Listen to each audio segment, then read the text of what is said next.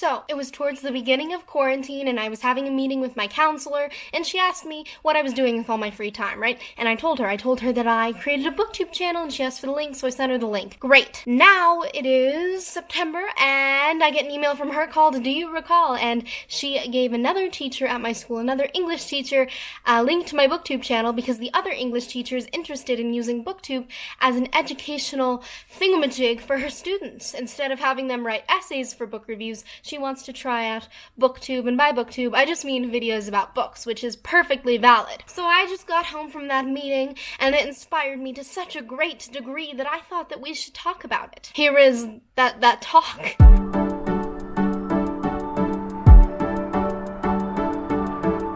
Hey everybody, my name is Maya. Welcome to my channel if you're new, and welcome back if you're returning. Today we are going to be talking about something I'm really excited about and just started thinking about really, which is the potential I think BookTube has educationally. So according to many studies, reading in general does make you smarter, and I think that's a generally known fact.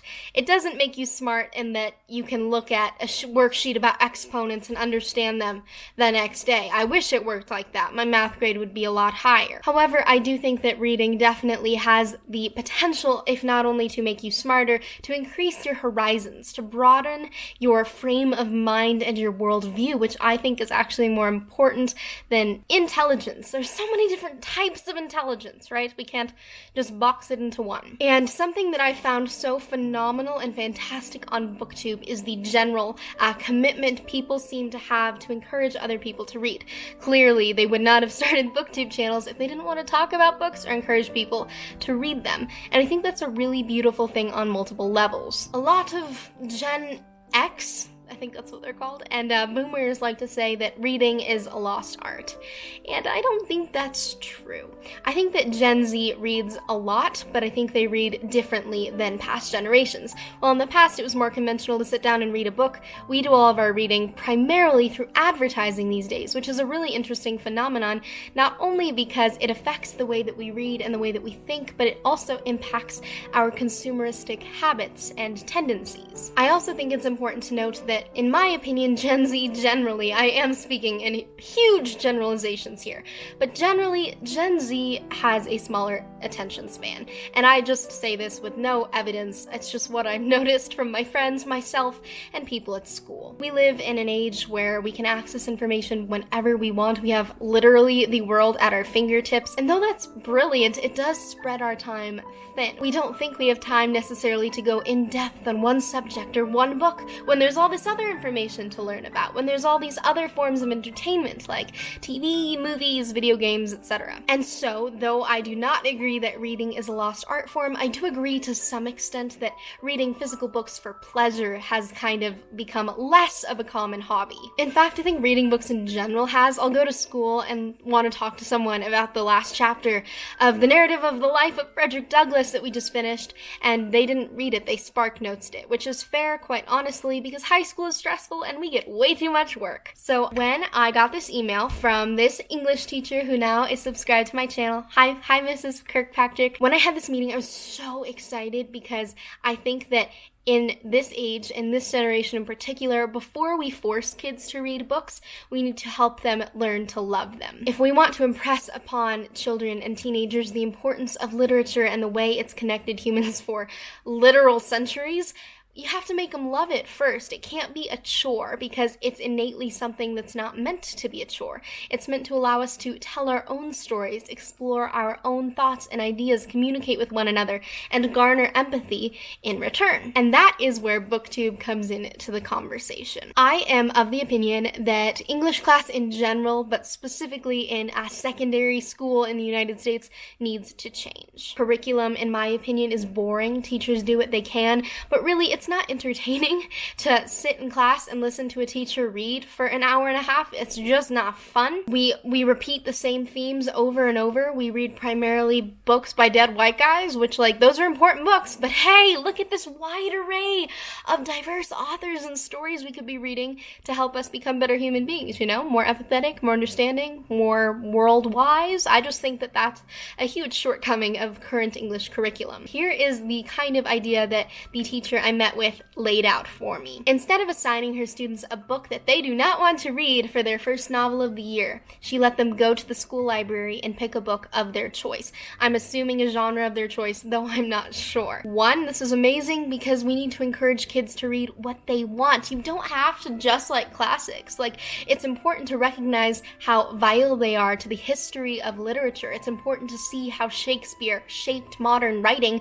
but it's equally as important to find a style that speaks to you. Moreover, instead of having her students write an essay for this first book, she is going to have them, I think, create videos in the style of BookTube videos. These videos will include things like an introduction, a summary, and a critique. It needs to include their own voice, a certain level of organization, and effectively, she didn't use this language precisely, but effectively, it sounded to me as though she wants her students to create verbal essays, video essays, if you will, which are one of my favorite things to watch and to make on BookTube. I've always thought that BookTube is educational. I learn a lot from the people that I watch, I learn a lot making my own videos, and I learn a lot from the books that I read in order to produce content. However, I've never really thought of it in like a school setting as a project that someone could do.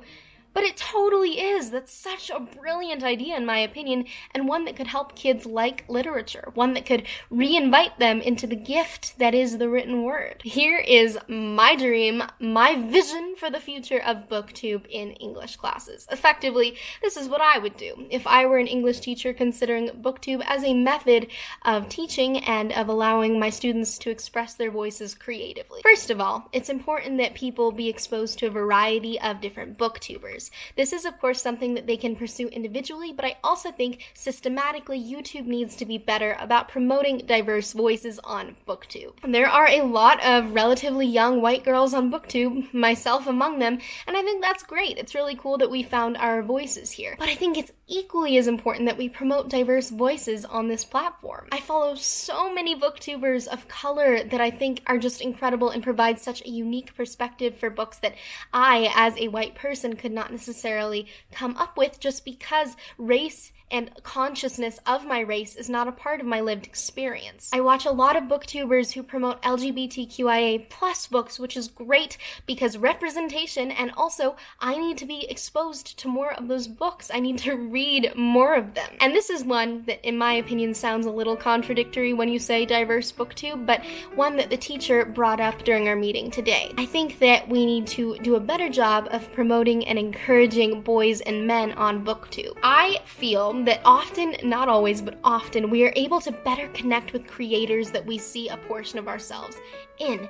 And I think that we can see ourselves in anyone. I see parts of myself in the men in my life, and the women in my life, and the non-binary people in my life, and everybody that has touched me in some way. However, I'm more likely probably to connect with a girl around my age. Likewise, I think it's important for young boys to see that there is male representation on this platform. There is a gender gap in reading, but there are men who read, and I think it's important that they be promoted. And I have another reason for this on top of the fact that boys need to see themselves represented in media. We all need to see ourselves represented in media.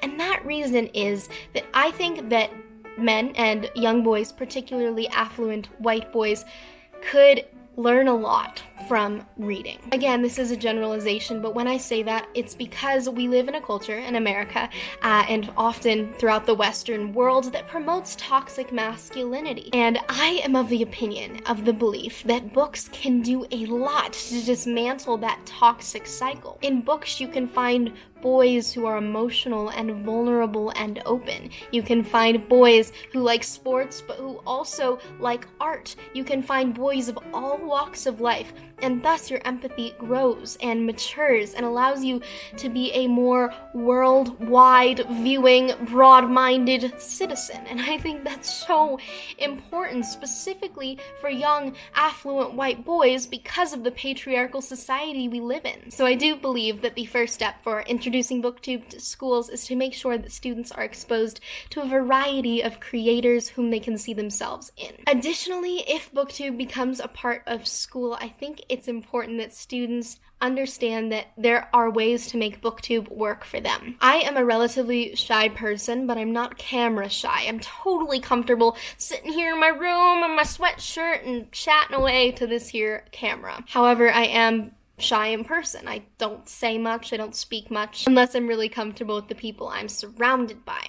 However, there are other people who are shy in that way and shy that they don't want to be in front of the camera, and that's totally okay. So I think we need students to understand that they can adapt BookTube to their personal needs. For example, this is actually something I see a lot on movie commentary YouTube. I'm not sure what the term for that is. MoveTube. But I see a lot of videos where creators draw like 5 pictures of themselves or of an animated character that's meant to represent them that they shift throughout their review or critique. And on top of the images of that character, they'll have like a movie playing in the background, or they'll have their own audio and perspectives layered on top. And I think that's actually a really viable option for BookTube, specifically for book reviews that have books that have been made into movie adaptations, which are a lot of books. BookTube could also potentially allow students to explore something they're really interested in through the topic of books. What I mean by that is they could do a book review on a book, but that book could be about something they're really interested in. Like for me, I could do a book review on Directing by David Mamet.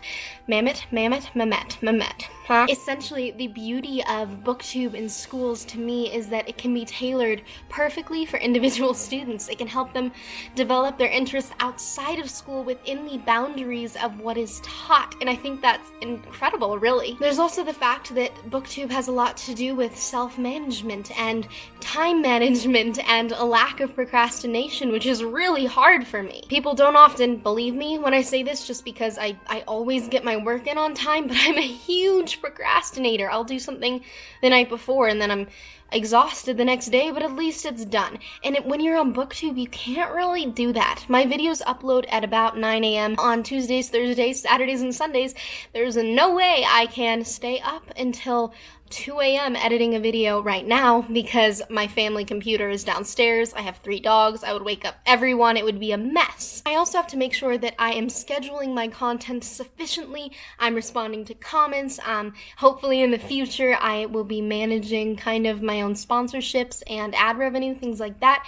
It's very self-directed, and I think that that could be really beneficial for students if they wanted to work on their own. But there's also then again that possibility for collaboration, which is a huge part of public school in my opinion.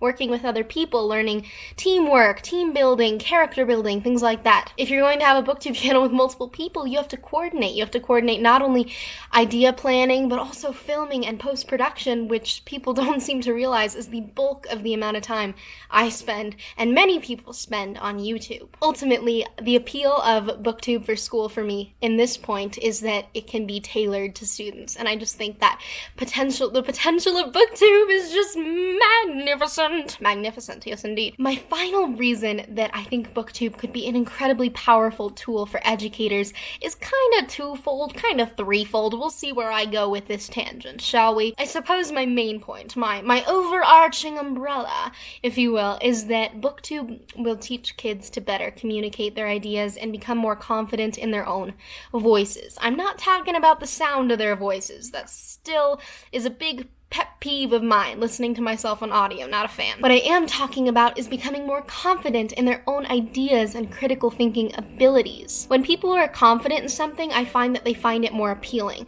For example, I'm pretty darn good at social studies, and because of that, social studies is a class I always look forward to. In contrast, I struggle a lot in math, so I kind of dread it because I just assume that I won't understand what's going to happen, even though I probably have the potential to. I feel this is the ultimate goal of English class, to teach kids to communicate and to understand the communication of others through not only the written word, but the spoken word. Stories were told for hundreds of thousands of years before they were written. Verbal communication has always been a huge part of human culture, just as much, if not more, than the written word. And if BookTube can carry out that important part of English class, if it can help students to become confident and strong-willed and interested in debating their own ideas, then it's a success. On a more minute and I suppose personal level though, for the third point, I just think it's so great of an idea because maybe kids will start being interested in storytelling. And in my opinion, it doesn't have to be books. I could care less if you prefer movies to books. It's just cool to me that you enjoy the art of storytelling, that you appreciate the fact that we are able to communicate our experiences and our loves and our losses and our joys and our sorrows with a medium. I think that's brilliant. Thank you all so much for watching today's video, and also, I'm not a fortune teller, so I can't see into the wild world of tomorrow, but today I have about 299 subscribers, so thank you for about 300 subscribers. It's really cool. I love talking about books with you guys, and I just really appreciate that you're sticking along for the journey. Yeah, with that, I will say goodbye, and I will see you again on Saturday.